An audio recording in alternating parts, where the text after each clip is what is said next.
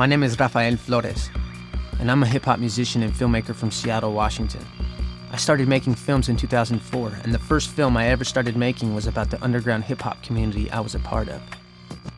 I called it The Blank Canvas, because I felt like hip-hop in Seattle was being ignored and nobody knew how to describe it. Before I could even finish the movie, I was accepted into film school down in California, and I was forced to leave Seattle. My good friend Asun, aka Suntonio Bandanaz, convinced me to not give up and promised me that our film would be the real story of Seattle hip-hop because the artists would tell it themselves. My roommates in California decided to come help me shoot the film. They had never been to Seattle before, but I promised them that Seattle hip-hop was not just a blank canvas.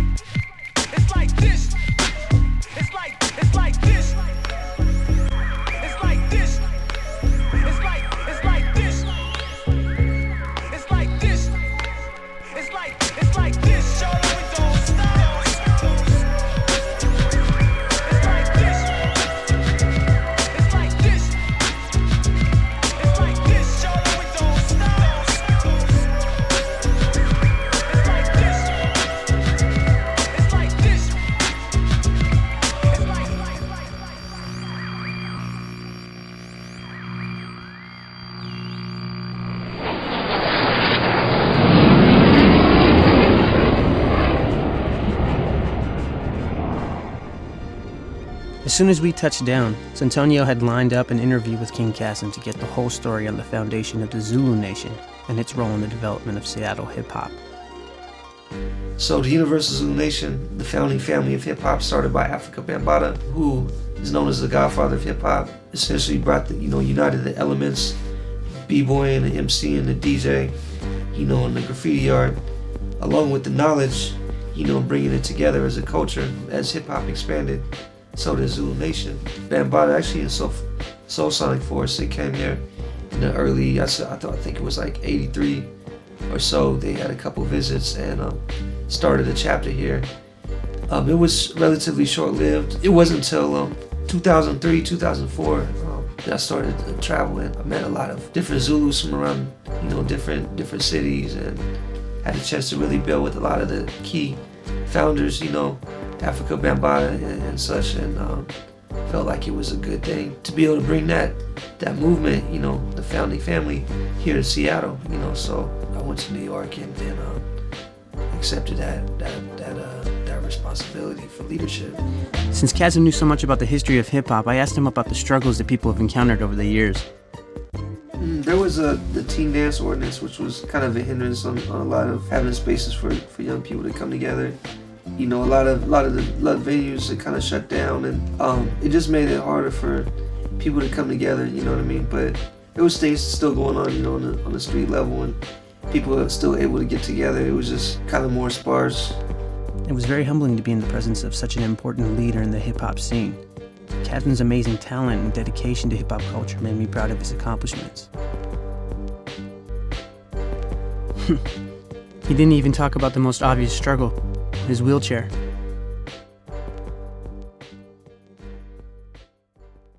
Kasim mentioned the teen dance ordinance, but I wanted to get the whole story, so I met up with internet radio host and community organizer Greg Lewis. He had been around since the beginning.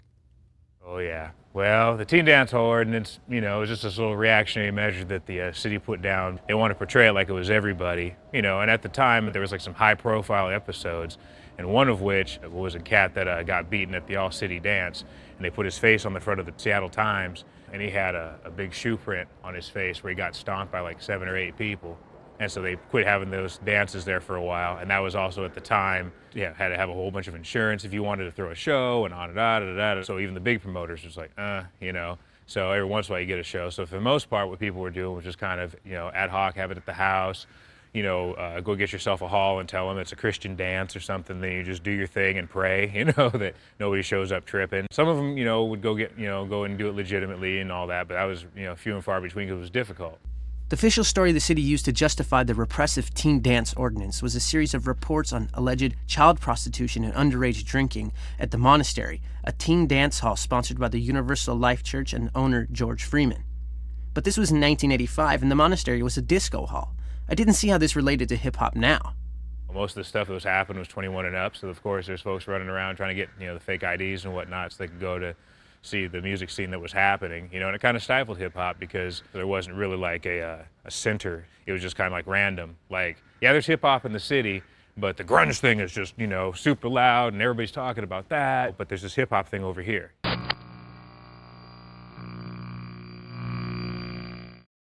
The next day was easy. We only had one interview set up with Fado Luciano from the Central District.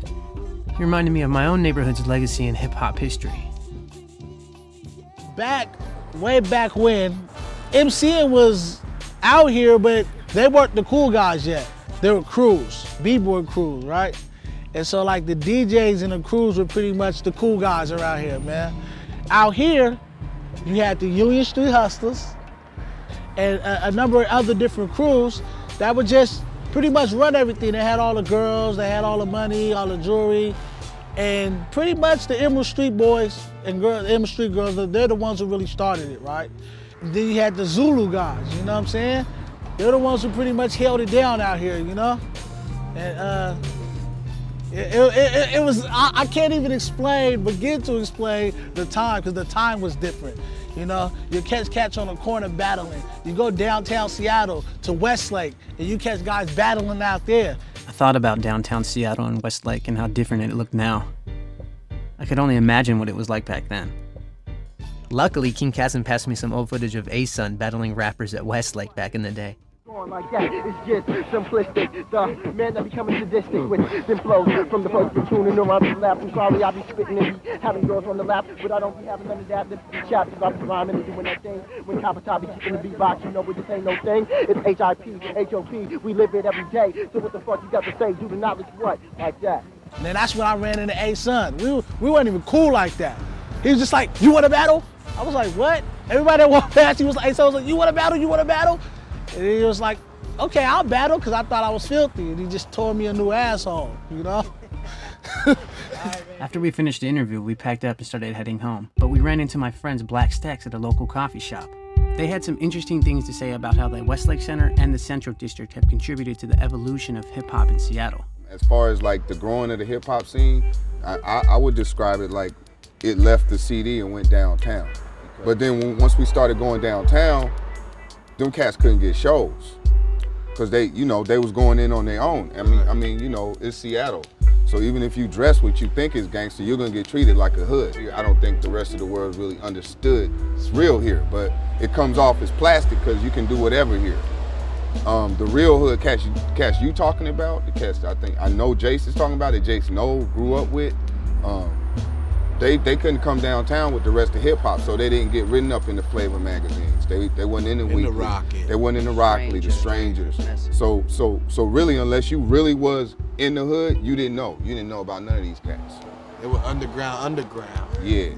Since Black Stax was from a different generation, I thought I'd ask them about their version of Seattle hip-hop history. It started really catching on about 82. You started to see a lot more teen dances and talent shows at the high schools.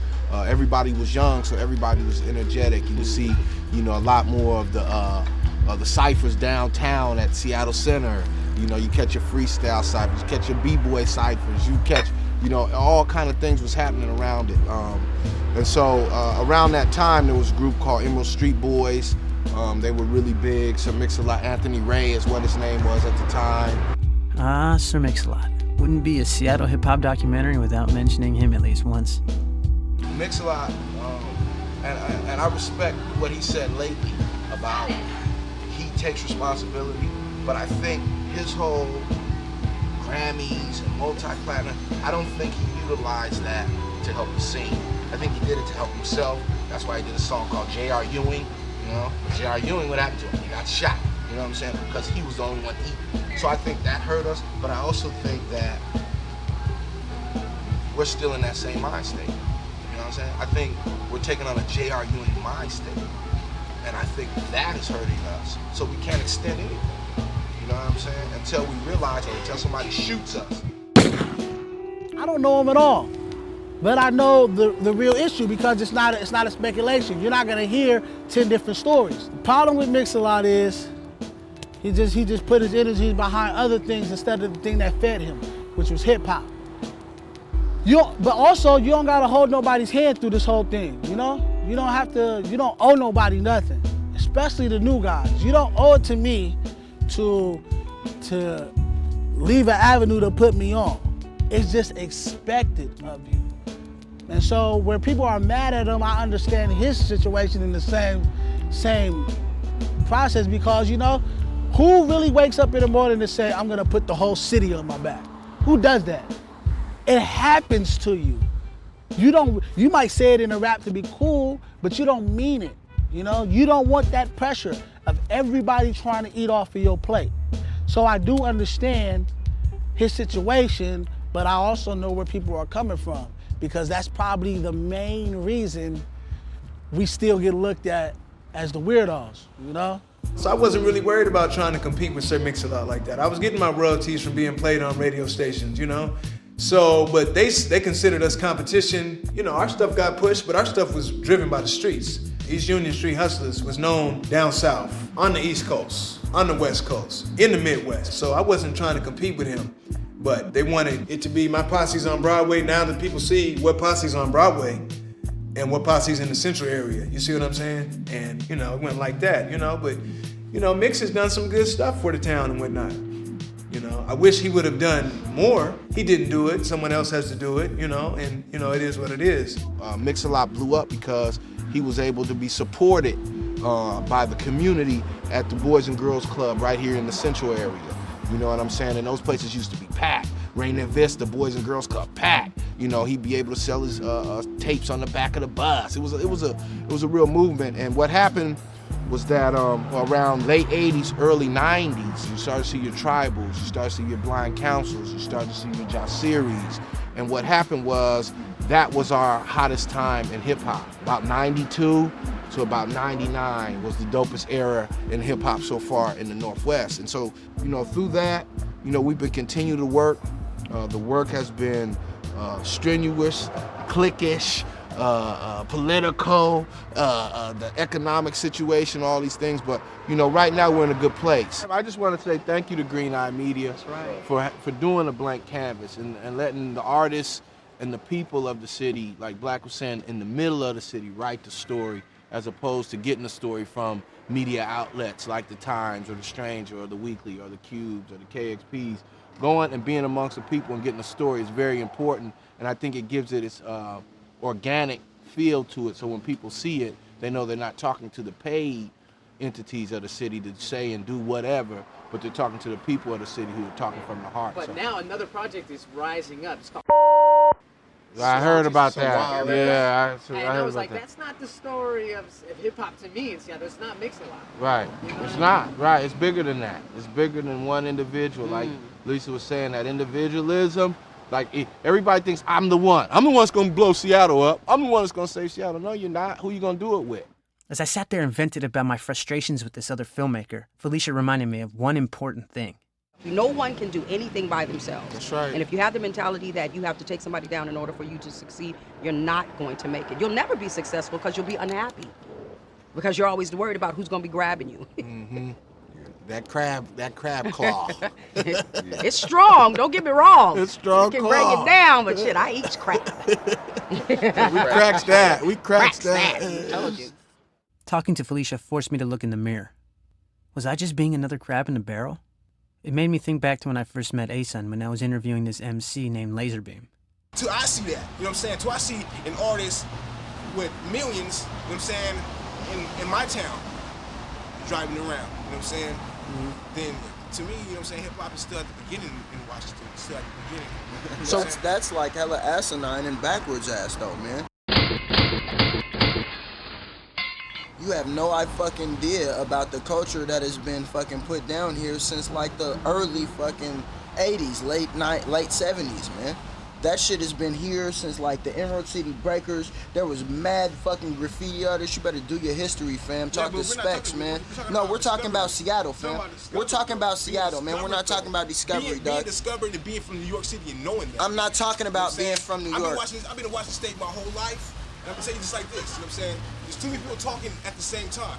When cats are trying to talk and trying to, you know what I'm saying, and handle business, the way I look at it is this. Me and this cat right here, we're on the same level. Not at all, bro. Don't not nobody, at all, bro. don't nobody got mansions. Don't get it twisted, bro. Don't nobody get it got twisted. platinum. There's no way you can say that. Ain't nobody no fucking platinum, bro. I've been rapping for hella longer than you've even ever heard of a microphone, homie. Yeah, okay. Okay, so before you even say we're on the same level, let's give some respect. Let's give some respect. I don't care how long you know me, bro. It don't matter how long you know me. Because I've been hella motherfuckers know me before you've been in Seattle. I've been knowing about Jay-Z. I've been knowing about Jay-Z. So what, homie? That's not Seattle. That's not Seattle. We're talking about Seattle right now, homie. Fuck that. That's not Seattle. He's asking you about Seattle, man. He's asking you about Seattle. Seattle's not discovered. When I first screened this clip, A-Sun was pissed. Because of his ignorance, because of his lack of respect and knowledge, he made everybody else who was out there doing that look bad. It's true. He made Seattle look bad to a global audience. Okay, maybe A-Sun had a point. Sometimes it takes a second person to hold up a mirror and show you how you're acting. I couldn't worry about my competition. I just had to make the dopest movie I can make. The next day, we caught up with our first high-profile act in the south end of Seattle, the infamous trio, Dime Def. I asked them about their recent success and how they've been received across the nation. We're not known for hip-hop, we're known for rock. I mean, everybody knows that. You know, we out of town Every sometimes. single city we've gone to, they're like, oh yeah, your guys' rock scene is wonderful. Yeah, that's the first thing you think of. And then they're like, there's rappers in Seattle. Like, we've had people like actually ask me, like, man, I didn't even know there was black people in Seattle. Like, it's a trip. It's a real trip. Like, we go to different places and people don't even know that there's even a hip hop culture up here. You know, and that's what's the biggest thing that's hard is proving to these guys, okay, there is a hip hop culture up here, but there's actually good hip hop up here. You know what I mean? And there's a lot of different rappers that try to, you know, make a name for themselves, and you know, not a lot has actually succeeded. You know.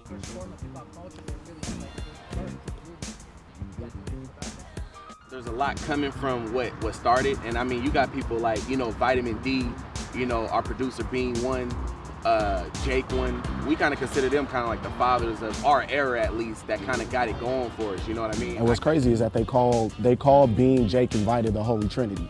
You know what I'm saying? So like those three producers are really like the staple of what the Seattle sound is, kind of. You know what I'm saying? Like they pretty much laid the foundation for everybody else. A lot of the hits that you hear, they got something to do with. Exactly. You know, you mentioned Fatal Luciano, you know, that's Vitamin D. Bean One's in there, Jake One's in there. You know, you mentioned Dime Def, you know, started with, produced by Bean One, done work with the other two. You mentioned D Black, you know, same exact thing. SK, you know, I can go all day. Jay Pender, you know, all day. There's somewhere in all of what you're hearing. Even though it's different genres and different feel of the music, it still got that bass. I realized that Fatal and Dime Def both mentioned Vitamin D. I added him to the list and told Suntonio that we had to get that interview. A few days later, A-Sun called me and told me to rush down the street and meet Vitamin D and Maniac B at the local park. The city of Seattle nowadays is pretty supportive of the hip-hop scene here. Not so much in the 90s, though. In the 90s, the city was absolutely against Seattle hip-hop. Like, every time you do an event, they would come and shut it down. You'd have to get these crazy police escorts at your event, especially if the name hip-hop was on the flyer or if it said rap or anything like that on there. I remember when cats was coming to Vitamin to borrow records. Let me use this machine. Let me do this, let me do that. What a lot of people really don't understand, he already had a full studio I had got kicked out of school and started going to Garfield, and I met him, and he had a fucking studio, and he was like 16. So it's just crazy seeing the development. All the cats who, I remember cats coming to him, how do I put together a studio? You guys know, I was around for that shit. And he's real humble, so he don't really talk about that, but I remember that. Oh, how do I scratch? Like some of the main cats who do mixing and scratching was coming to his house every day, jeopardizing their curfews, fucking up in school. It's crazy. Cats probably get mad. I say something like this, like, he's like Michael Jordan with this shit. I don't care who made the most money, but I'm saying, like, this is my opinion. And the whole thing is that hella people is gonna think that it's not like I'm shooting from the hip, saying some crazy shit. Like, I'm making sense right now, cats know. And a whole lot of these sounds, even if it sound different, your influence is from him. That was a pretty bold statement. But everybody I talked to confirmed that Vitamin was the main influence in the scene. Vitamin D. Vitamin D. Vitamin D. Vitamin D. A lot of Vitamin stuff is real white boy sounding. It's not funky and groovy and soulful. And I've told him that to his face. That's one of my, my little homies. But I'm like, Vitamin, you gotta make this stuff, man, to where the hood is gonna bump to this. He has some stuff like that, but a lot of his stuff is backpacky 94. A lot of Macklemore stuff is backpacky 94. It's a time that is come and gone. People are like, what does Seattle really sound like? I guess the Seattle sound would be this melodic, emo, suburban rap type sound. We're leaning towards that sound, Before we had more of a street edge, but street edge is just about dissipated, dissolved into whatever you call it, that new sound, man. I don't know how to describe it. It's kind of ironic. The one guy who everybody thought defined the Seattle hip-hop identity can't even describe it himself. This concept is what Foucault called the paradox of the unthought. Those that are the source of knowledge within that culture can't even describe it themselves. This paradox left me at square one. I decided that I needed to spend more time studying the other elements of hip-hop culture to define this identity.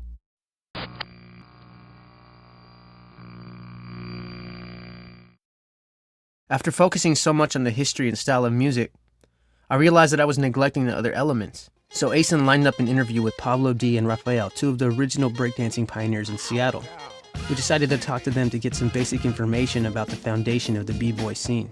Some guys say they started in 79, some say 80, some say the original b-boy in Seattle came out in 82, some say it was 83. We have rich history here. I think Seattle's always held it down on the scene. We battled the New York City Breakers in 1986 at the Tacoma Dome, and that wasn't the best day for New York. We ended up keeping Alien Ness in town and Icy Ice from the New York City Breakers. They ended up coming here and staying here for quite a while because they noticed the freshness in Seattle. So Seattle, we go back deep.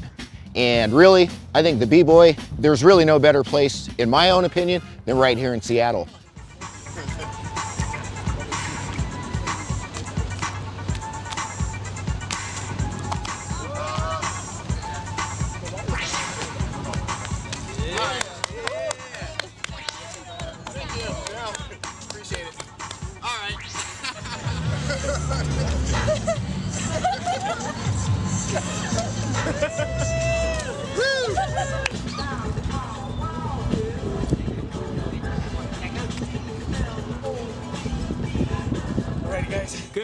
Even at the age of 42, I still get down on the floor and rock.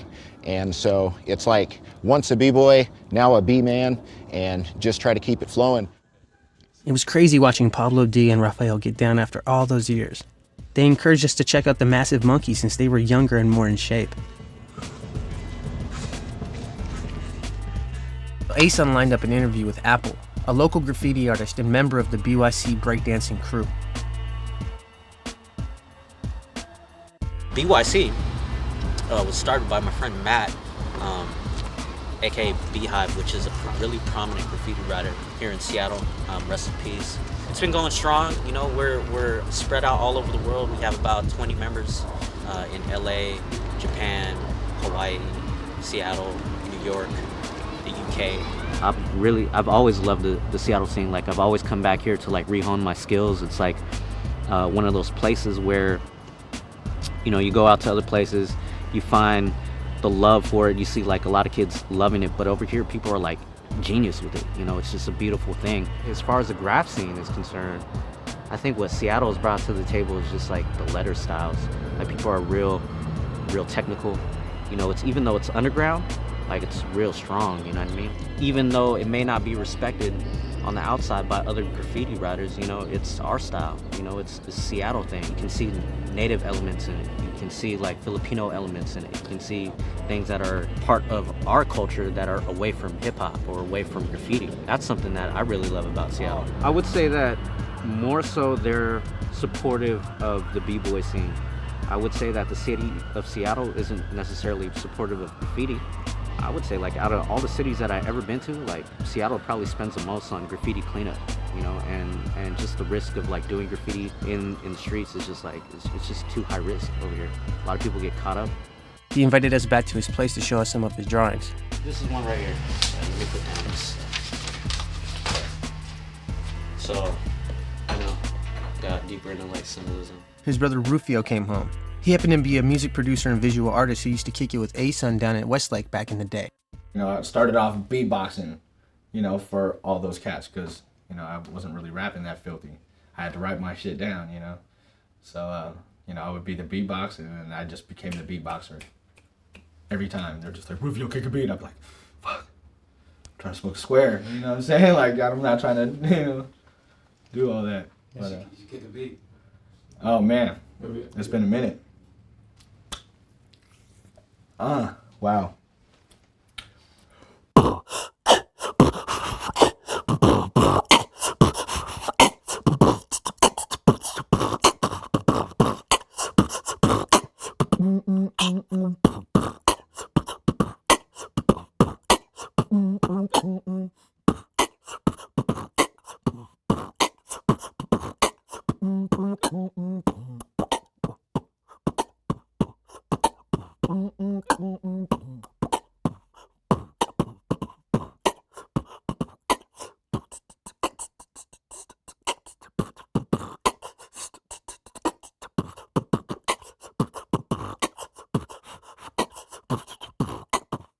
Yeah, see, it's been a while.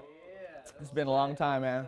What's dope about hip hop is that, especially in Seattle, is that, you know, people are multiple threat people. You know what I mean? Like, you've got cats who've been in the theater, who break dance, who are DJs, who are graph writers, who, you know, will be able to sing. You know what I mean?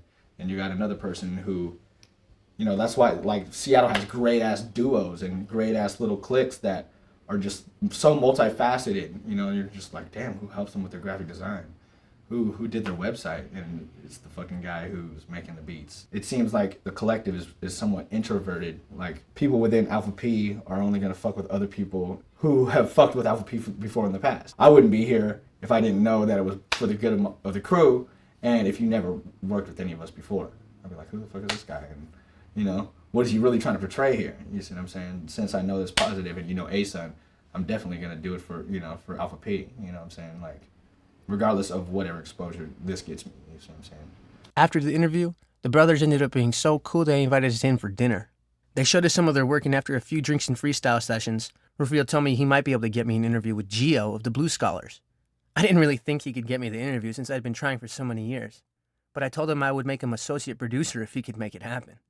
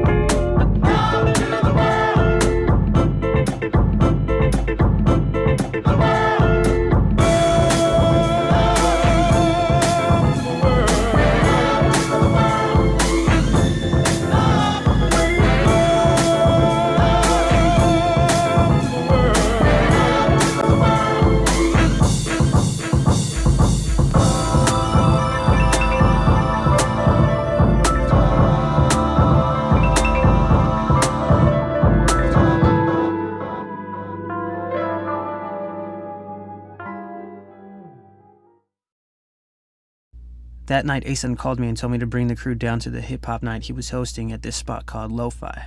He said it was open mic and some of the best breakdancing in town. Here we go. 3, 2, 1.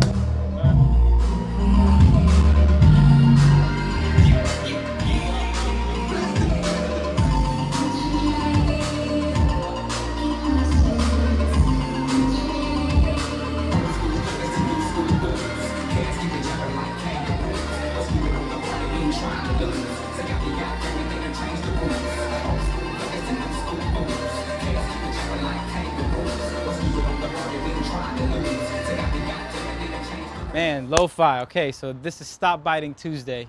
The concept of this night is for everybody that is a hip-hop enthusiast. MCs, you know, DJs and B-boys come in here and represent. And the beautiful thing about it is we all do this as a community. The MCs will rock the beats, open mic, freestyling, you know what I mean? And then the B-boys will rock to the DJs will watch the B-boys, and it's like a big community, you know what I mean? So that's what you'll see here. For my crew especially, we all came from different cities and connected here in Seattle. I grew up in the Philippines not knowing about hip hop, and here I am, you know, supporting the culture and living the life of the culture. So, you know what I'm saying? Hip hop judges nothing, you know what I mean? There's a big Filipino community here in Seattle.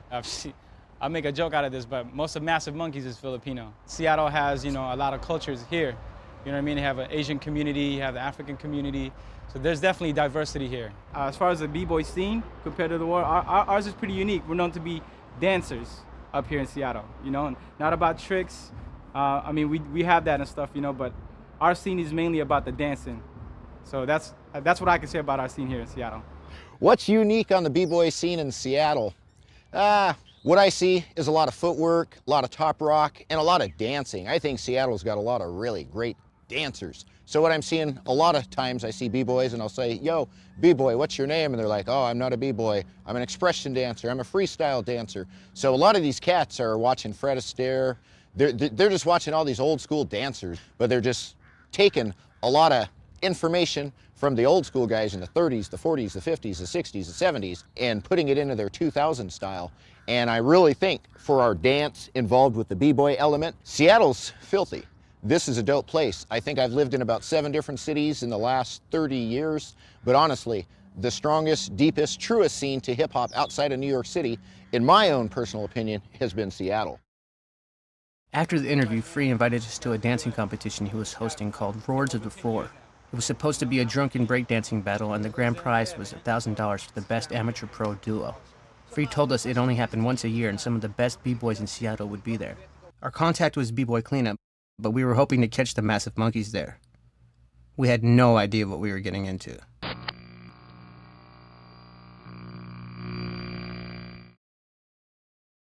It's the HC Lodge. We're at Roar to the Floor, baby. $1,000 grand prize tonight for a dance and drinking competition.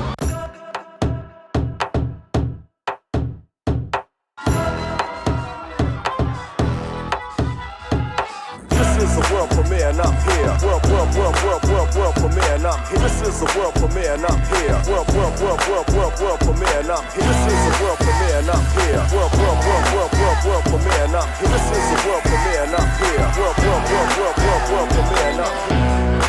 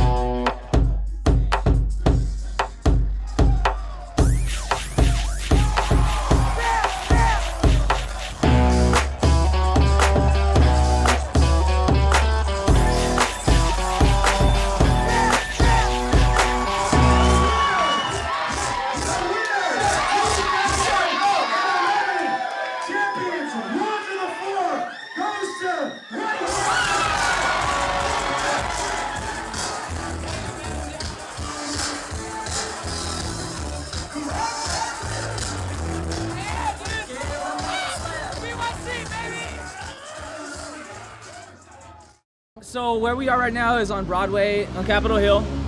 This place used to be called the War Room, but now it's called the HG Lodge. And they have this event called Roars of the Floor.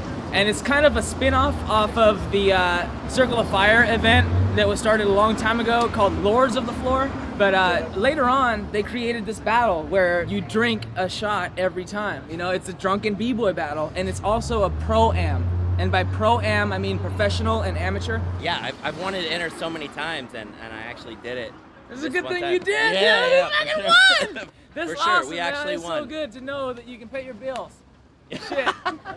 That's some real talk on some serious shit. That's awesome, man. Like I came to the club with $68 in my bank account. And I left the club with a promise. And that promise is I'm gonna pay my bills tomorrow. Jonathan was so excited about the film, he invited us to hang out with him the next day while Apple gave him his new tattoo.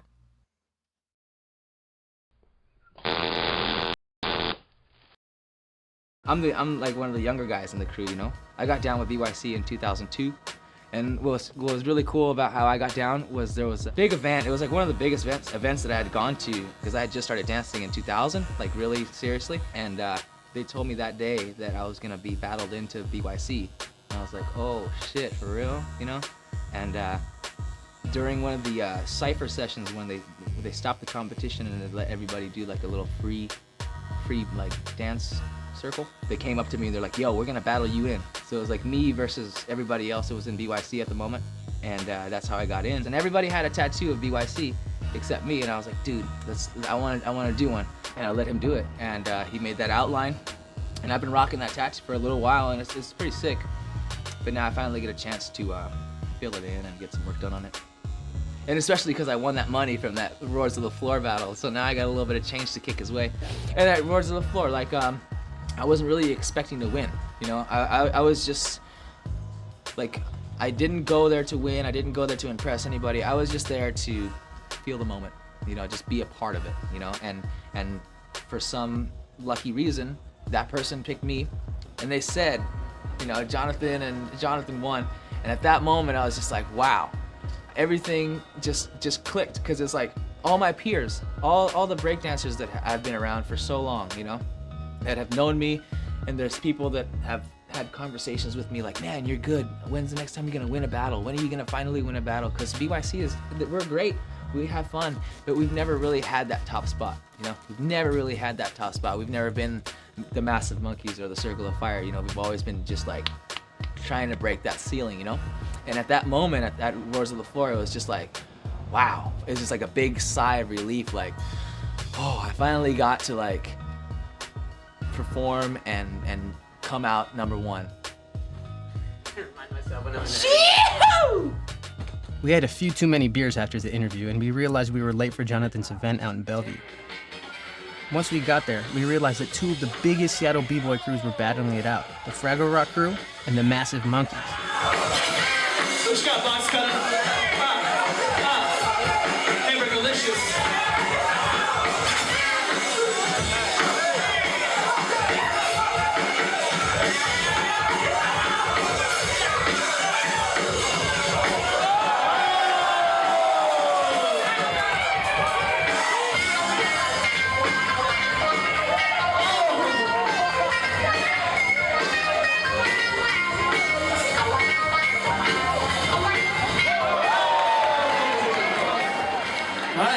We're gonna do this vote.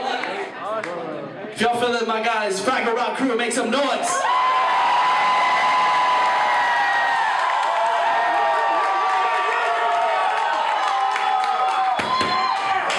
Alright?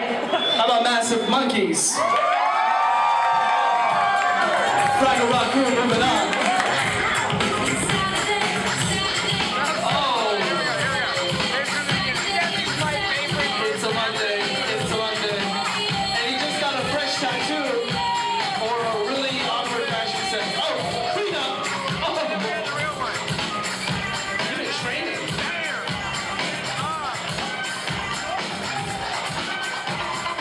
While Jonathan jeopardized ruining his brand new tattoo, I tried to get an interview with the Massive Monkeys, but only one member would talk to us, Jay Squirrel. He promised that we would get a group interview later that week. I was frustrated with the Massive Monkeys. I was hoping this wouldn't end up like the Sir Mix-a-Lot situation.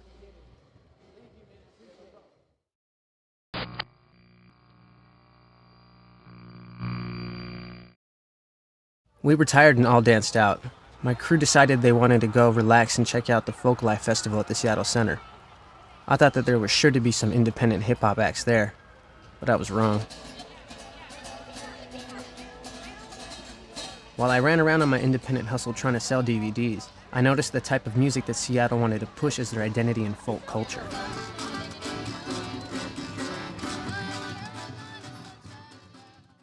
A-Sun invited me to the only hip-hop show in the festival, the Ladies First Collective. What's the hailstorm? Suntonio in the house. Suntonio Bandanaz. Young Zaire in the building. B-boys are in. Name, show us some moves real quick.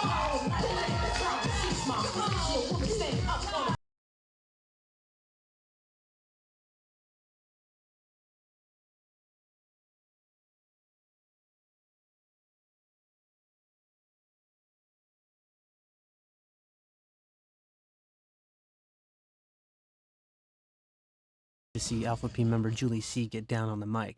Come on, man, you gotta give her one track, homie. Check it out. This is my EP pre-release party, guys.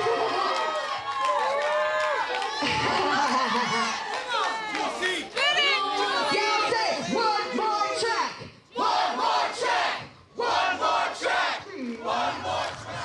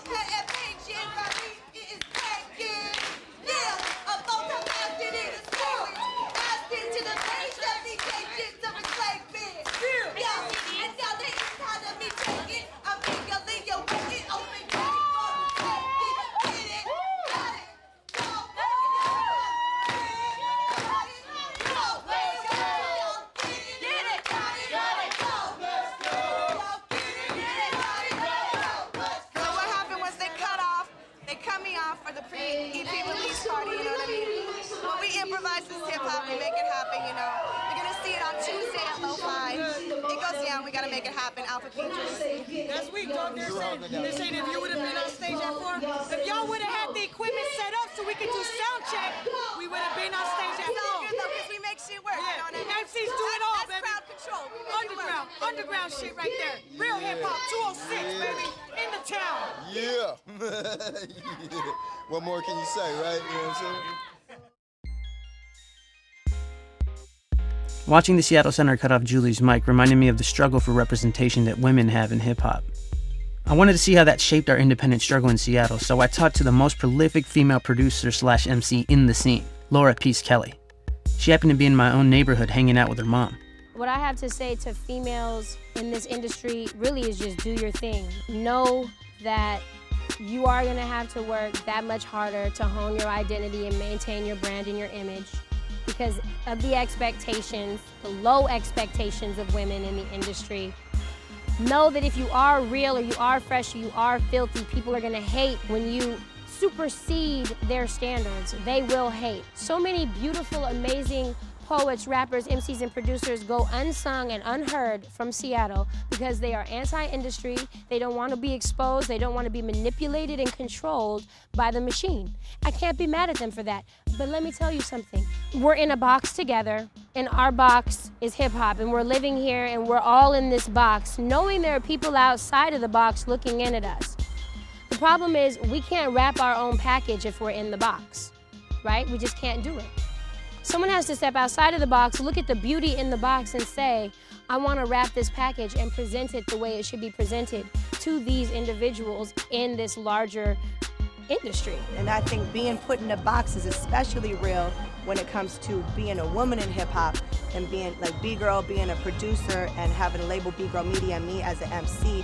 They want to either hear us as being victimized by the rest of the industry or by our brethren in the community, as opposed to seeing us as empowered players in this space, which is essentially like if you look at the scene in Seattle, you look at who is the activists or who is the people who are making like a lot of moves as far as the work goes with hip-hop culture, not just in the music industry, it is the women. Since Julie didn't get a chance to rock the mic, I thought it was only right that we go check out her album release party back at Lo-Fi. I keep my boots laid. Feel like you stepped on the side. What you say? Those rocks and rockets go right. That's what they do, baby. Little 62 Southside. Ride. I keep my boots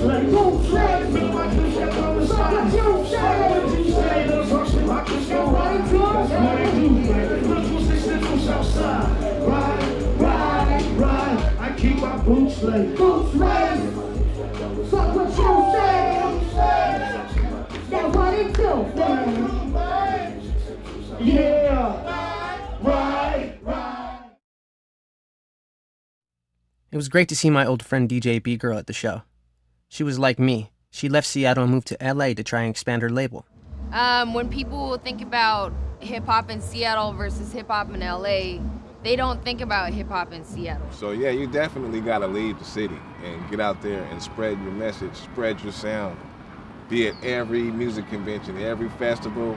If you can afford to be there, even if you can't afford to be there, man, if you gotta crawl at that bitch, man, get it there. You can definitely travel to get your name out there, but to have that feeling, you know, being like, man, I literally kept my location in Seattle and I succeeded, you know, that feeling is better than anything, and I'm waiting to get that feeling. Watching everybody struggle in Seattle and leave for California reminded me of a 2007 interview I did with popular rapper Anthony Shears. I don't know, I mean, they say that you have to leave. And like I'm in a position where I haven't left. I've thought about it, but because of my because I've lived so many different places, I've had the opportunity to kind of leave. And like I know I was on the air in New York before I was on the air in Seattle. Since then, I learned he moved to LA. As far as leaving here, we've lost a lot of talent. They've left, man, because they don't want to conform. But as opposed to them fighting the power, if you will, or doing what I think hip-hop's naturalness is, which is going against, they'll leave. Because it's a fight that they're into by themselves, or they feel like that. So you have to surround yourself with like minds. You have to surround yourself with the energy that's gonna let you say, I'm not conforming, I'm not leaving, but I'm still gonna be successful. So how do you do that?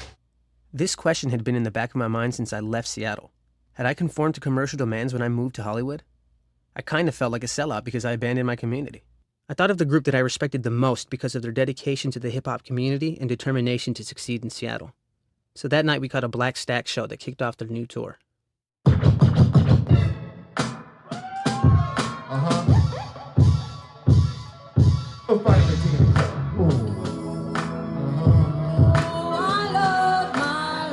All my L's up, all my L's up, all my L's up.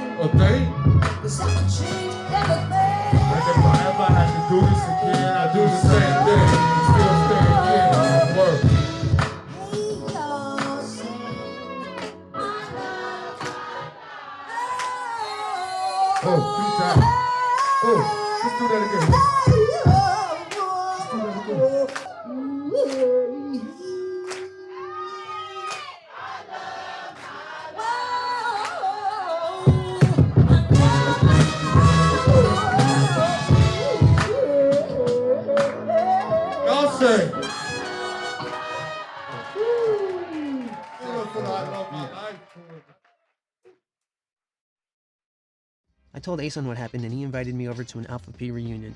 They are one of the largest art collectives in the city and were one of my original influences.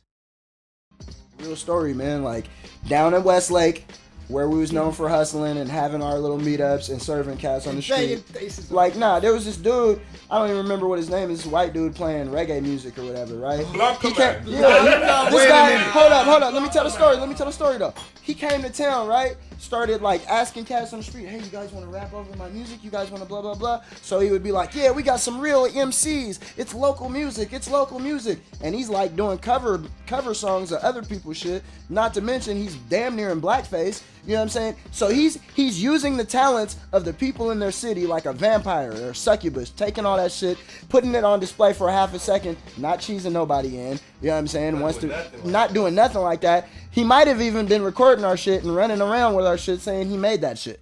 Seattle has its own sound, but we also have a lot of carbon copies too.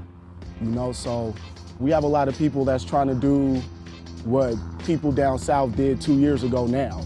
You know what I'm saying? Or we have people that's trying to do what Nate and Dre and everybody on the West did years ago now. Yes, there are a lot of swagger jackers and biters in Seattle, but there's a lot of swagger jackers and biters in hip hop.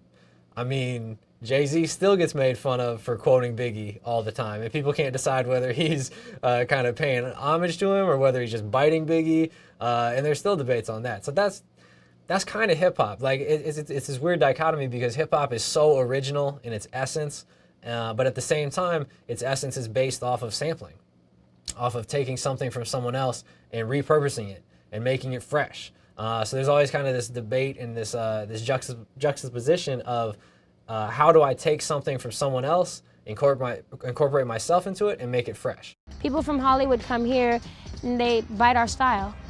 They take our outfits, you know? I've watched it happen. I've watched pop stars come in to a night and get on the mic and sing with 14 players that I'm with, and the next day come out dressed just like my guitar player, you know? I've watched it happen. Some people think that they could get away with biting my shirt without any legal repercussions, you know, but they come and go. They're not gonna last because, you know, I got a lot of support in the city, so a lot of people, you know, will be called out if they're wearing the bootleg version or they're, you know, wearing the biters version, so. Now I've had people come up to me and go, man, you know, I'm trying to be a DJ, you know, can I copy your hard drive? You know? You know, and that brings me to another story. There's also, you know, these fake ass producer cats, this instant gratification push button era shit. You got cats like Evergreen Records or whatever. Like a lot of the homies in Alpha P, we recorded our first actual recording in a bigger studio at this dude's spot. This guy, he lost the rights to own the spot or to have his studio on the spot and just dipped out and never contacted anybody. We had like 7-8 cuts with this motherfucker. And then, come to find out, like 2 years later, we heard about somebody was bumping our shit somewhere else, saying that he made our shit. You know what I'm saying? So, like, it's not a paranoia thing. It's just like, man, we know that cats are out there biting our shit. We know our shit is nice. Don't try and copycat and then do it sloppily and then run away with our shit, man. Just be yourself. It's about originality, man. If you put that much effort into stealing my shit, homie, you can have it, bro. Seattle is biased. Seattle is clicked up. Seattle has a lot of crews that stick with what they're doing and the people that do what they're doing, us included. You know what I'm saying? I think that once that wall breaks down where everybody's after the same thing and not just trying to do it for themselves, that's when we'll flourish. Right now, the scene is bubbling, but that's only because everybody's working on their own shit. They're getting their own connects, they're traveling, they're doing this, they're doing that.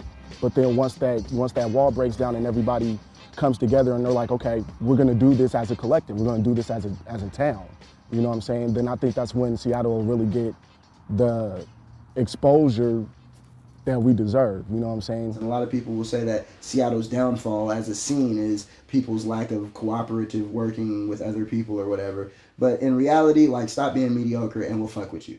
Right. Like, you know what I'm saying? Right. I have to let it be said. It don't really be us, though, that's not wanting to fuck with people. I think it's other people wanting to take advantage of what we have to offer and then dip out and act like they did it. You know? So then we're just like, well, you're a square, so we're not fucking with you. You know what I mean? But How you think we got to looking like this? Because we fuck with people, you know what I mean? We reach out, we fuck with people who are like-minded like us. Exactly. Said I need to leave the block and make moves. So what I do?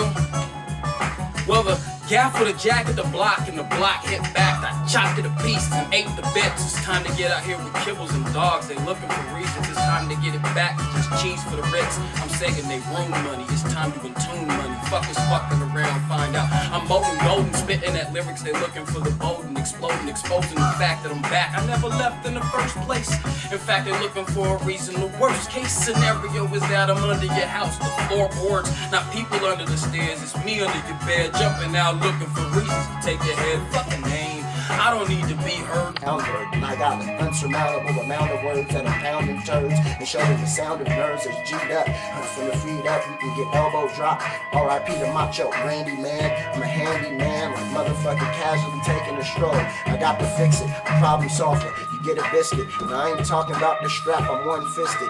It's all lefts and it's all fresh. Yeah, I ain't southpaw though. MCs better understand how powerful the jab is. Where their mouth gon' go.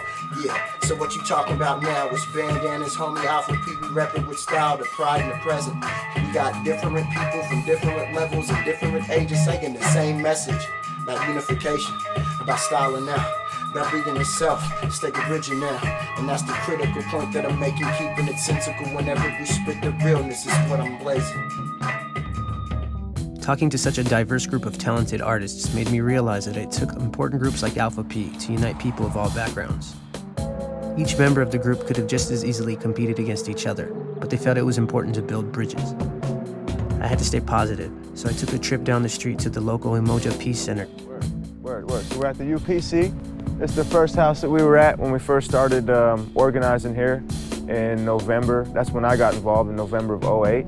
There used to be 2 crack houses, and now it's an all-green youth hip-hop center. And it's completely voluntarily run by the people, for the people. It's a beautiful space, man. It's really like a beacon in a city that's being completely gentrified, an area that is being gentrified right here in the CD, so. This is an institution. It has walls, it has doors that is specifically built for the purpose of being the home of hip-hop soul music in Seattle. To shoot videos, to do music, for dancing, to keep our artists in shape, to where they're not looking like they're about to fall over after they've done like a 20-minute concert. Everything, to where there's no outside entities and preservatives going into our hip-hop. I think Umoja is unity, you know? And that's really what we're striving to do here, is create a movement with youth, predominantly from this area, you know, that are underrepresented in politics and society in general. I'd say the most neglected part of hip-hop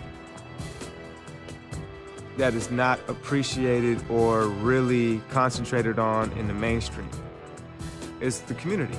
Individuals don't blow up. Scenes blow up. New York scene blew up. Oakland scene blew up. Los Angeles scenes blew up, you know? And it was certain groups that came out first, but they pulled the whole scene with them. They blew up because they knew they had a buzz in their area. If they didn't have a buzz in their area, you get a little joint, but they're like, where are you from? What are you talking about? You're rapping about something, where are you rapping about? And it can't be, I'm gonna just keep it 100. It can't be Macklemore's and people like that. It can't be Macklemore's. Macklemore, if he goes outside of Seattle, they're not gonna wanna hear him. They've told me that multiple times. And it's nothing against Macklemore, but he's a white dude that's trying to represent some black music. So it's not gonna work. It needs to be the struggles of, hip-hop always tells you the struggles of black people, wherever you at. And people, you know, that's darker. You know what I'm saying? When I say black, it's encompassing of many folks, many different shades, from black to gold.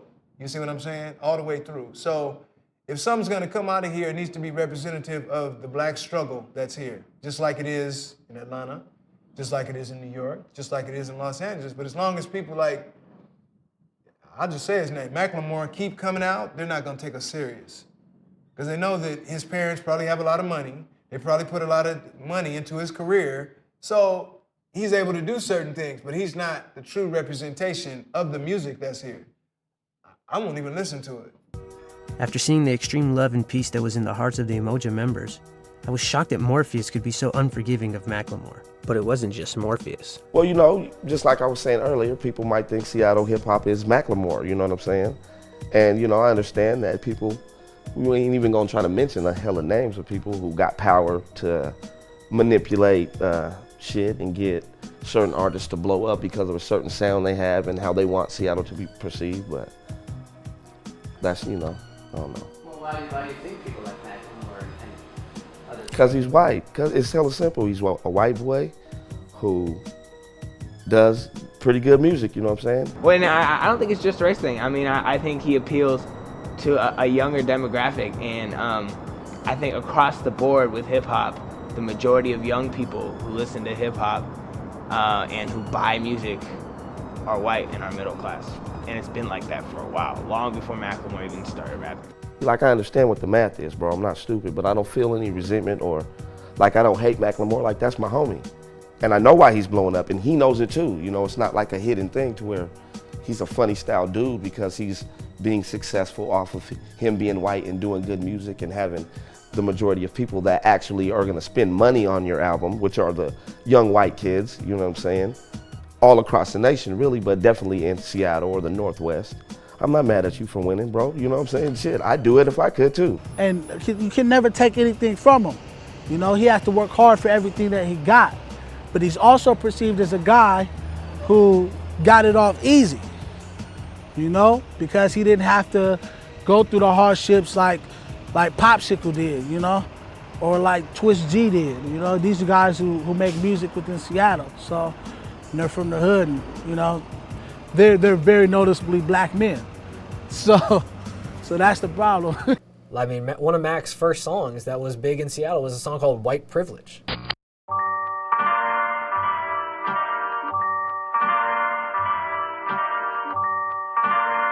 Nod your head and wake up.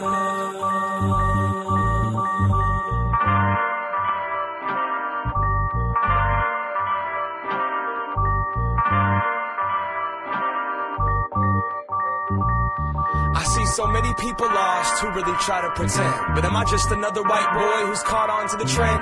When I take a step to the mic, is hip-hop closer to the end? Cause when I go to shows, the majority have white skin. They marketed the windmill, the air flare and head spin. And white rappers' albums really get the most spins. The face of hip-hop has changed a lot since Eminem. And if he's taken away black artists' profits, I look just like him. Claim the culture that wasn't mine, the way of the American. Hip-hop is gentrified, and where will all the people live? It's like the Central District, Beacon Hill to the South End, being pushed further away because of what white people did. Now, where's my place in the music that's been taken by my race? Cultural appropriated by the white face. And we don't want to admit that this is existence. Still scared to acknowledge the benefits of our white privilege. Cause it's human nature to want to be part of something different, especially when your ancestors are European Christians. And most whites don't want to acknowledge this is occurring cause we got the best deal, the music without the burden. Like, it'd be really interesting to see what would happen if he released a similar song like that now. And he actually has. He's touched on kind of some similar issues. But a song that was that pointed to that degree would be interesting to see how, like, his largely white fan base would accept that. But it's a very interesting dynamic because when you talk race politics, because we're quote unquote liberal here, everybody gets a little nervous. You know what I'm saying? But just look at the images and the faces that they promote to the rest of the country even. And I'm gonna say this, you know, and I catch flack for this all the time, but in hip hop, if you don't have any black faces attached to it, you're not gonna succeed. You can't take the origin of something like hip hop and take the originators out of it and then act like it's genuine. It's not yours. I feel like just being a person of color in Seattle, Washington, walking through certain neighborhoods, you start to feel invisible, and that happens with artists too, especially if you're an artist of color that has a strong message, that's uncompromising, you're gonna get looked past for somebody that's safer. And I think people are too afraid to talk about race and how it factors in, and we shouldn't necessarily be afraid of it. We should say what we feel is happening, and then if we dislike that, we should try to work on ways to fix it. But we should acknowledge the fact that, yes, Macklemore is more successful because he's white. Or it helps him because he's white. That's not a bad thing. That's not a new thing. That's not a Seattle thing. It's not a hip hop thing. That's the society we live in. And is it right? No, it's not right. So how can we take baby steps to get to that direction, to get kind of away from the skin tone mattering? Did you ask Macklemore that question? I just want to, like give you an opportunity to really like let people know, you know what I'm saying? Because I feel like so far I've heard so many other people's perspective. And I'm like, well, I got to hear it straight from you. It is what it is. Like I have been making music my entire life here in Seattle, and it wasn't until the last like 2 years that it was really successful. So, it's been a long journey through me, and I've gotten better at my craft. I've gotten better at the music. I've gotten better at, my live show. And I think that these are all things that have attributed to my fan base here. A lot of people say, well, Macklemore is being put on because he appeals to a certain demographic. Yeah. How do you feel about that? It goes both ways. It's not just because of my race that I benefit here in Seattle. It's because of the content and the fact that it's connecting with people. But there definitely is, overall, I think, a slight advantage due to, or just an advantage period, not even slight, due to race, for sure. After all the criticism of Macklemore, I ended up actually liking the guy. Besides, it wasn't his fault he benefited from white privilege. The problem was the larger system of commercialization and what people with privilege do with that agency. So I thought about the biggest commercial entity in Seattle hip-hop. Cube 93, the only major urban radio station in Seattle. I tried contacting the program directors of the station, but they didn't return my calls. Luckily, Asun had a contact there, DJ Hyphen. He and the infamous musician-producer John Moore were the co-hosts of the only show that played local hip-hop on the station. All right, well, I'm not sure how many people are gonna see this documentary, but I'll let you in on a dirty secret of commercial radio. Commercial radio, even though I work for commercial radio, and they've given me this great platform for Sunday Night Sound Session, and we play whatever music we wanna play on our show. In general, commercial radio, whether it's here in Seattle, in Portland, in LA, in New York, in Chicago, it's a business, and it's here to make money. And us in the hip-hop community and in the music community, all music lovers, we need to understand that. So radio play, it's great if you can get it. It doesn't mean you're gonna sell records. It doesn't mean you're not gonna sell records if you can't get it. And you have to remember what these people are here for. We got a whole sales staff. We got more sales staff than DJs. I think it's all about the money for them. These are the same people that 20 years ago said hip hop would die. These are the same people that last week were playing country and western, and now they see that rap is making the come up, so now they're all of a sudden they're this R&B urban station, and it's funny, you know what I'm saying? Because I watch Cube do that. When grunge is out, Cube was straight up a grunge station. It's straight up. When Kurt Cobain died, I swear to God, about 6 months later, they went into what the rest of the country. Oh, you guys are doing this R&B, hip hop thing, rap thing? Oh, we're going into that. Here's the other dirty secret. Unless you're on a major label, you're not gonna get radio airplay. Because there's too much music. So someone could come to Cube and say, man, Cube, why won't you play my song? And then Cube's gonna come back and say, do you realize we're not playing Beyonce's new song? And because there's hundreds of songs from major established artists that are being pushed and worked to them professionally all day long, and if they can't even find room for some of those songs, they're not gonna necessarily take a chance on you. The reason why they're here is not to take chances on music. When I go into clubs, I hear artists, local artists that ain't never been heard from New York, LA, Atlanta, all kind of places. You guys break records. That's what DJs are known for, breaking records. If you just follow records or follow trends, I call you a copycat. You're not even a real DJ. Every now and then we get some people that don't like what we play, mainly local artists who aren't getting played. It's funny how that works. In fact, like a kind of a note to local artists, I'll look at the camera for this. Don't submit music, and then when we choose not to play it, or when we work with you and give you kind of some constructive criticism, don't then in turn diss the music we do play. So don't hit me up and be like, man, I listened to the show last night. I can't believe you played so-and-so. That music is whack. I'm way fresher than that. Like, don't do that. That's not the smart way to do it. That's the only kind of negative response we've ever had in 6 years of being on the air, over 300 shows, is people salty that they didn't get their music played. We're hella cool with Cube 93. Yeah. I mean, we've had multiple songs. You know, we had a remix with Teo Cruz. We had a remix with Justin Bieber. We had a remix with what else was it? Oh, our Game Needs Me track from Space Music was on there. So it's kind of like, I understand where people's coming from, because compared to other cities, you know, their radio station is fully behind the local artists. When it comes to Seattle, the fact that it's not a hip hop state, the support in the street is not as strong. So they got to feel like they're taking that chance. And I know it's all about business at the end of the day. Other cities like New York, LA, Miami, Chicago, they've got some of these other choices. They've got 2 legitimate urban stations where people can kind of switch allegiances back and forth. Here in Seattle, we've never really had that. Cube's dominated the market. Cube's biggest competitor has been pop music. And recently, a couple of years ago, KISS, Cube's biggest competitor, became part of Clear Channel. It was a Clear Channel and CBS swap. Stations in Houston went to CBS. Stations in the Northwest, in Portland and Seattle, went to Clear Channel. They just kind of traded baseball cards to figure out who could be in that market better. So Cube's biggest competition became technically part of Clear Channel. There's still competition to see who would win, but it's all in the same family. They're right next door. So, you know, it's kind of like, well, if we can get people on either one or the other, they're still going to listen to the Clear Channel cluster in Seattle.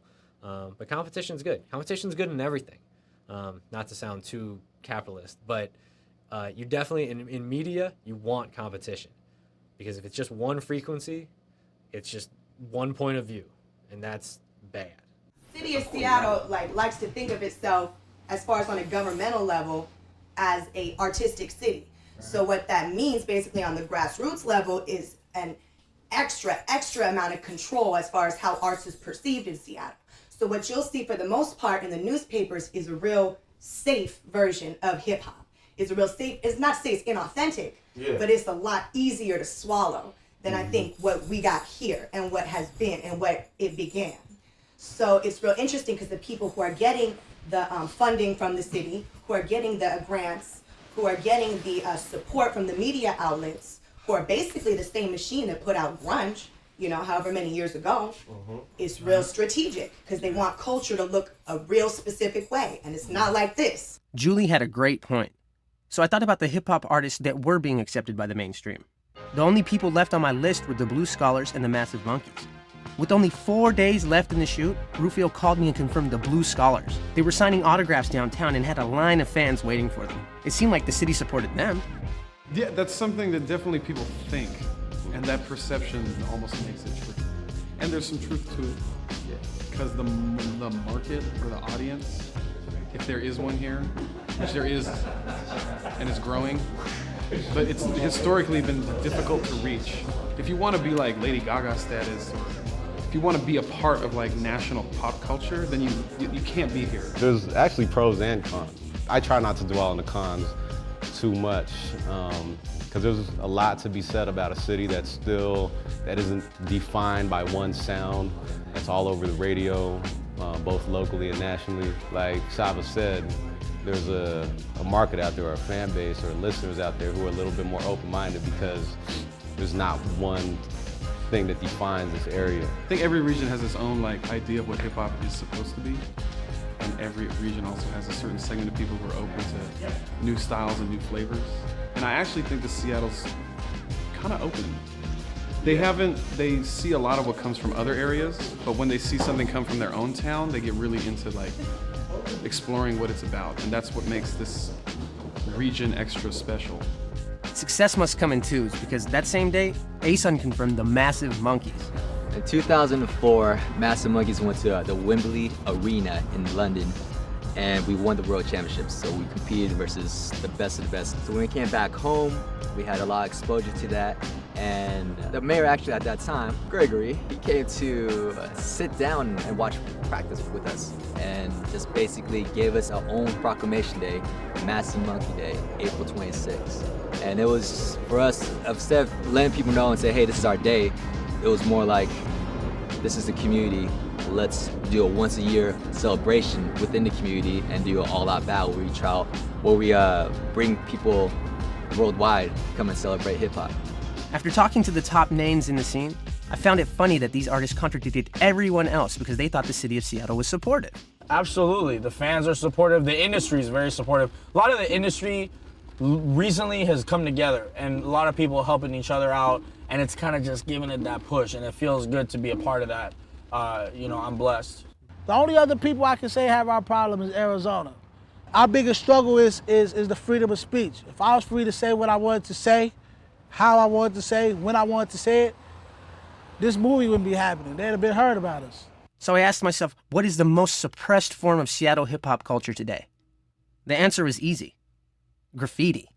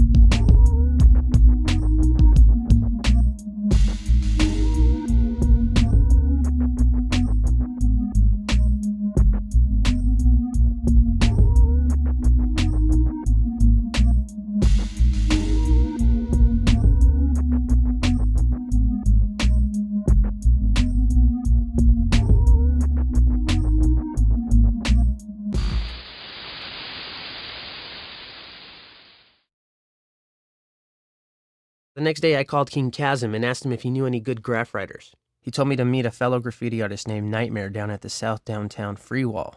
She was painting a mural, and I thought it was a perfect opportunity to check out the graph scene.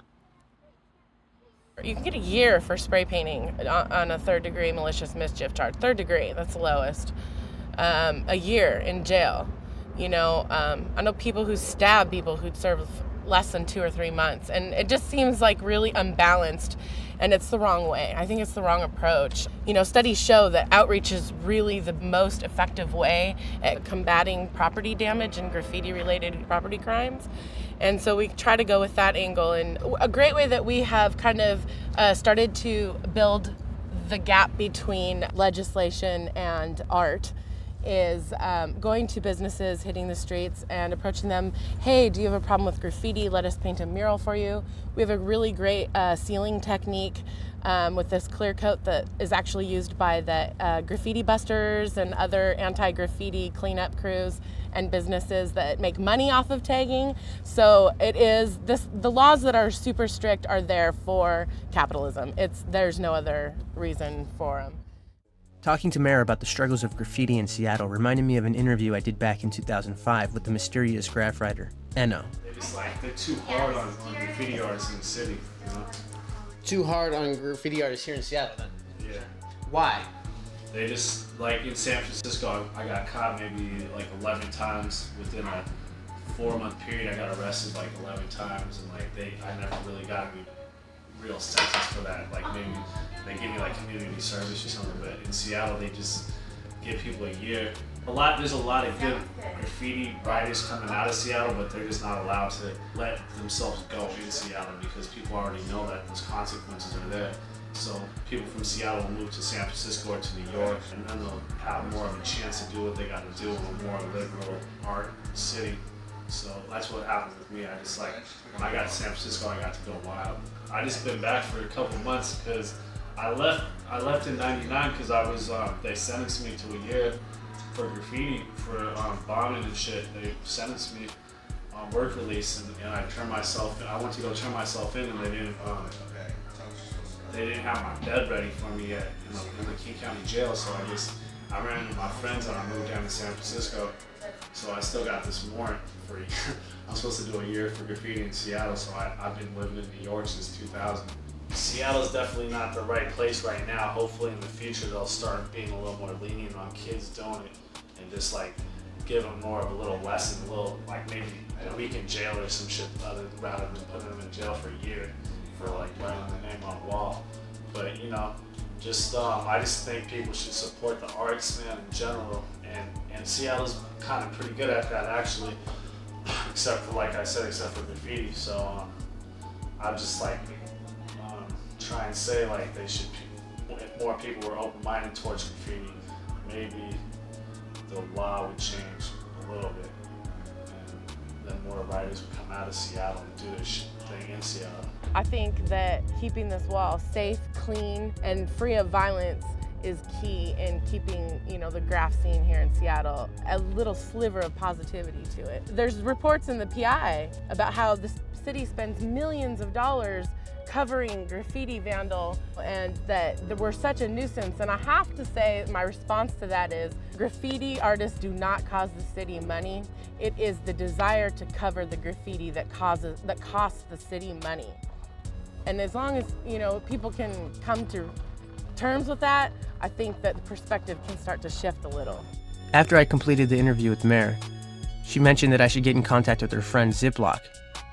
Ever since I was a kid, I had seen all of his work around town, and he was one of the most famous graph writers in Seattle. She gave me his cell number, but he didn't pick up.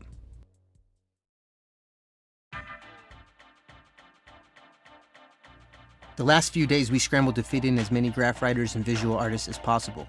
One of them was independent fashion designer DJ Adios. He had his cute young daughters with him, so my director of photography let them play with the cameras while their dad showed me some of his merchandise. When I was in high school, there was a screen printing class.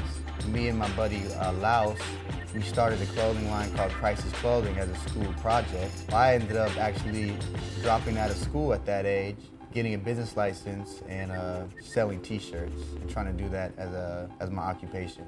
What we're trying to represent is where we're from. That's the Northwest, Seattle. We're trying to let everybody know that we have pride in this area because that's where we're from. So we just want people to recognize us. There's a lot of natives out here, and there's a lot of native hip hop.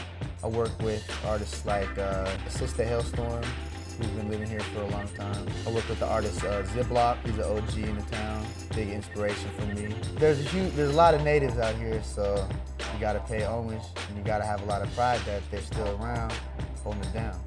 In the future, you know, when Seattle kind of starts taking itself more seriously, or when they're done figuring out what they are as a group, then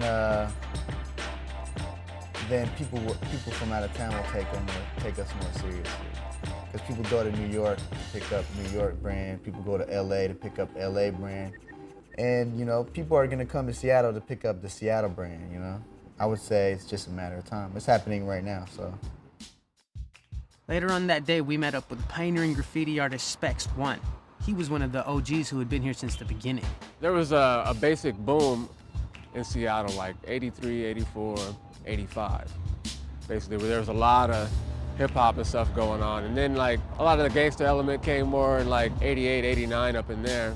So you started seeing fools just kind of separate a little bit. Like we've had 3 different major graph scenes here already. Like the early 80s scene was a lot different from the like late 80s scene. And then the 90s graph scene was totally different. And then you have the scene that's going on now, which is totally different again. So it's something that's always changing. We get influences from other places, you know, people move and they come back and they start flipping it different or whatever they do. But it's a constantly changing thing. I think it does that in every city. And I think we very much have an identity here. It's just that the people that kind of came halfway, they don't really know what that identity is. Like for me, I started pretty much when it started out here, like 79 up in there. So I got to see it develop and everything. So that identity is intact for me. It's like I totally have like a Northwest identity, you know what I mean? It's like I'm not confused about that, you know. But a lot of people are, the younger cats that came up in the 90s and stuff, and their identity might have came from the industry or something, you know. Stax raised an interesting question. Does the commercialization of the culture lead to an identity crisis for younger generations? In order to answer this question, I thought that we needed to search for more commercial artists. So I tried contacting Sir Mix-a-Lot, but he declined to comment. I couldn't wait for him any longer. I had to press on.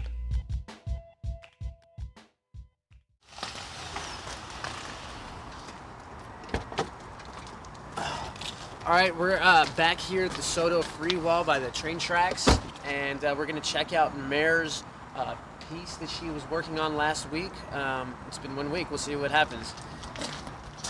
Where was it again? I think it was right here, actually.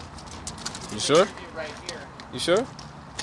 I'm not sure if this is it or not, because obviously things change over time, and it looks like there's about 1, 2, 3, 4, about 5 people minimum that have already covered her piece. How long since we've been here? It's been 1 week.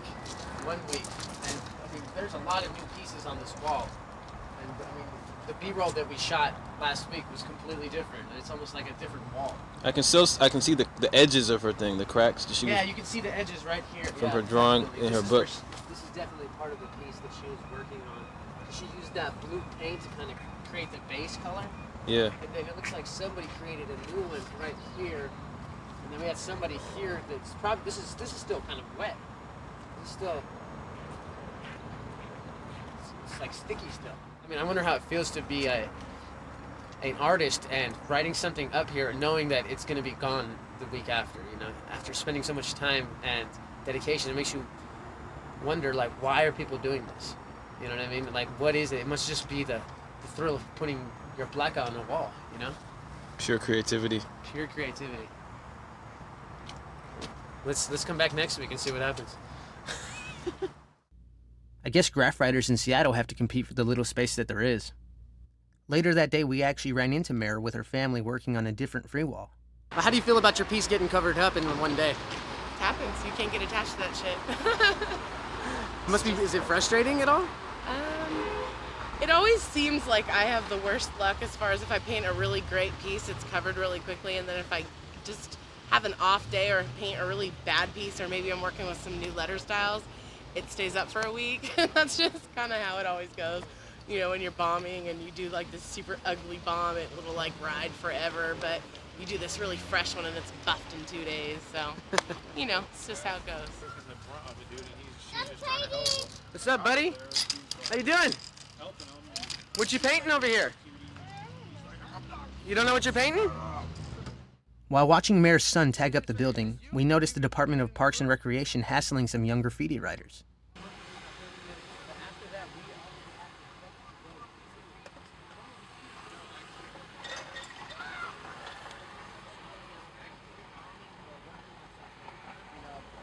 I couldn't understand their problem if it was a free wall.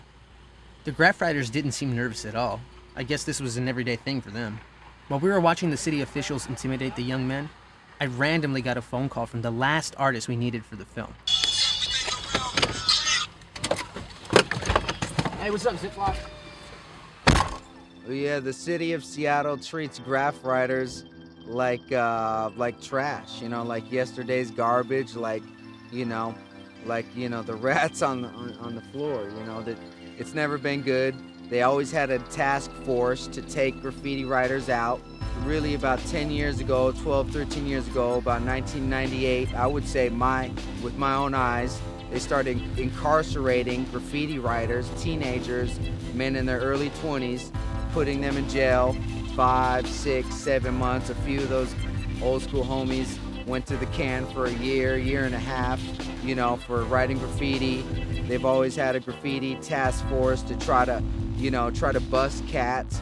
You know, a number of homeboys, you know, had their cribs ran up in by the SPD, like, you know, graffiti writers or crack dealers or dealing drugs or whatever. But the particular city of Seattle, with my own eyes, I have seen them introduce this siege of a war on anti-graffiti and beating graffiti writers down. And I really think it's sick. This has been a battle that's been going on since the 70s and 1980s, you know. There's a point in warfare. I'm talking deep now, man. I'm talking about warfare, where if you're at war with your enemy for a certain amount of time, there's a point where you have to try to start to understand your enemy. Imagine if society didn't have hip-hop, man. Just imagine that. It's a crazy thought, but it's an important question. Imagine if we didn't have this graffiti. Imagine if we didn't have the rap. Imagine if we didn't have the breakdancers and the DJs and all that over the last 30, 40 years. Imagine how many millions and millions and millions and millions and millions of young people, girls, men, boys, people of all ages, that it has affected and had a profound impact on their life. Imagine if that didn't exist. Our society would be out of balance. There would be anarchy, total starvation, desperation for something.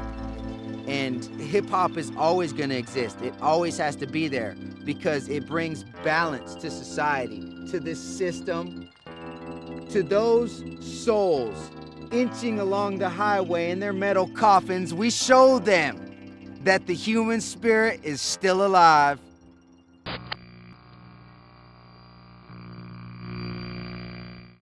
The day we had to leave, I needed to say goodbye to Asan and thank him for all his help.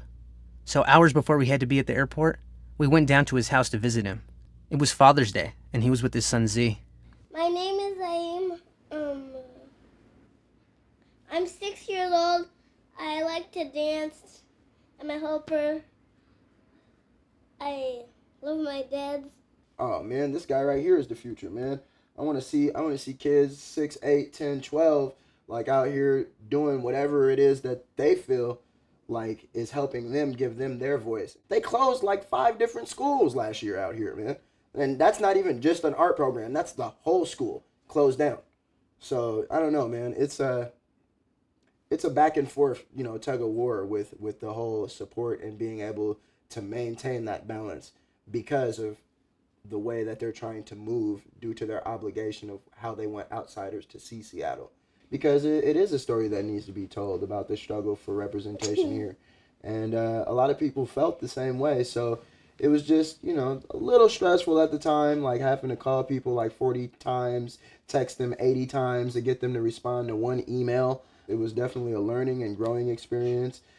First time I helped co-produce anything of this magnitude. And it makes me feel like I'm doing something right. Like I'm able to show other people the ideas and the intent behind what helped make me the person that I am and help make Seattle hip-hop so substantially different and stand out against everything else in life right now, man. And it makes all the difference in the world to have people take what you do seriously, like regardless of what it is. Like independent film, it's real hard to make it in that. Independent music, it's real hard to make it in that, you know what I'm saying? Raising kids, it's hard to make it in that, but yet and still we always find a way, man. After watching Asan and Z, I started thinking about the future of Seattle hip-hop. Even though the future seemed dismal at times because of the lack of support, I remember all the children we met during the trip. I remember how their parents and mentors taught them to chase their dreams with passion and express themselves no matter what the consequence. I felt inspired by the amount of dedication that these artists had to bring hip-hop into their families. I felt like I was part of that family. As I got on my plane and headed back to California, for the first time in my life, I felt as if the crab claw wasn't pulling me back to Seattle. I felt free. It was at that moment that I realized the answers to my own questions. Why do people think Seattle hip-hop is a blank canvas? Maybe there are so many colors on the canvas that it turned black, brown, gray. So how do you categorize something that can't be put in a box? Easy. Don't put it in a box. Let it be free.